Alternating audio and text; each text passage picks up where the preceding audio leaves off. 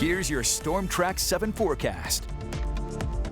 Storm Track 7 meteorologist Danny Cassidy. Daylight saving time officially ends 2 a.m. Sunday. So if you're watching this before then, make sure to set those clocks back an hour. But hey, you get an extra night of an extra hour night of sleep. I'm already getting ready for daylight saving time. I want this hour. You'll get an extra hour of sleep. There we go. So those clocks will go back an hour. And again, I know our phones do that for us, but if you have, those clocks on your microwaves or in your car, also a good reminder to check the batteries in your smoke detectors, carbon monoxide detectors, as well as checking those batteries in your NOAA weather radios. And in terms of the sunrise and sunset, how that's going to be affected, so this is from Saturday. Sunrise is at 7:54 a.m., sunset at 6 o'clock. Sunday, so it'll be a little bit brighter earlier, obviously, 6:46 a.m., but sunset will be before 5 o'clock on Sunday, and we won't have a 6 o'clock p.m. or later sunset until March 2nd of next year. So I know I hate to be the bearer of bad news, but again, don't worry. Before you know it, we'll be through winter, and then we'll have those long days again. But we got to get there first. And before we get there, we do have some rainfall to talk about. No snow to talk about, but some rainfall.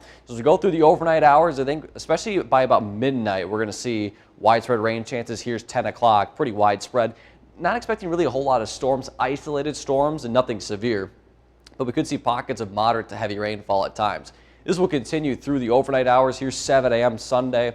And again, if you need an excuse to stay inside, well, the rain's going to provide it for you, because pretty much throughout the entire day, we're going to have rainfall chances. And again, it could be heavy at times. As we go through the afternoon and evening hours, though, there will be a little bit of a break. You see here's Sunday night at 10 o'clock, mostly overcast skies, and then we'll have a little bit more of redevelopment as we head into the day on Monday. So overall tonight, low temperatures are going to be in the mid-40s. Again, set those clocks back an hour. Southeast winds will pick up through the overnight hours, and we'll see gusts up to 25. During the day tomorrow, these high temperatures will be hit later in the day. So I think much of the day will be in the low to mid-50s, but the upper 50s and low 60s will be hit probably after sunset, as southerly flow will be moving in, and those winds during the day, they will be pretty strong, gusting up to 30 miles per hour. Let's pick things back up at 10 o'clock here Sunday night. So again, you're seeing these overcast skies, and much of the region will be pretty dry until early Monday morning. Monday, you can see pretty scattered shower activity, a little bit of a break during the afternoon, but then late afternoon, early evening, here comes a little bit more band of activity. And you notice, especially in our far southeastern areas, a little bit more of a strong storm chance. Not expect anything severe, but a strong storm chance for our far southern and eastern areas, but I think much of the area will stay below severe criteria. Then Monday night into Tuesday, again, a little bit more scattered in nature. Here's election day, 7 a.m. Tuesday morning, you notice, again, pretty scattered in nature. And then by the noon hour, I think much of that will be out of the area, will be more isolated as we head throughout the afternoon. In terms of total rainfall, again, the most is going to be between tonight and Sunday night, and then it'll be pretty scattered afterwards, but we could see anywhere from 2 to 3 inches, some spots maybe up to 4 inches of rainfall. And for the month of November, usually you see about 2 inches of rainfall, so we could surpass that in a matter of 3 days. So pretty crazy considering August, September, and much of October was bone dry. Now we're starting off November, and we ended October on a wet note.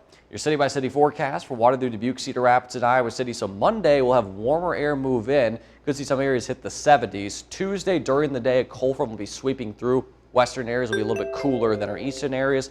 Then Wednesday through Friday, pretty consistent, low to mid-50s for high temperatures. We'll have a mixture of sunshine and cloud cover. Then Friday night through the weekend, next weekend, another rain chance, but looks to be in below severe criteria with those temperatures in the 50s. And then for the following week, for Veterans Day and beyond, looks pretty dry with temperatures in the low to mid-50s.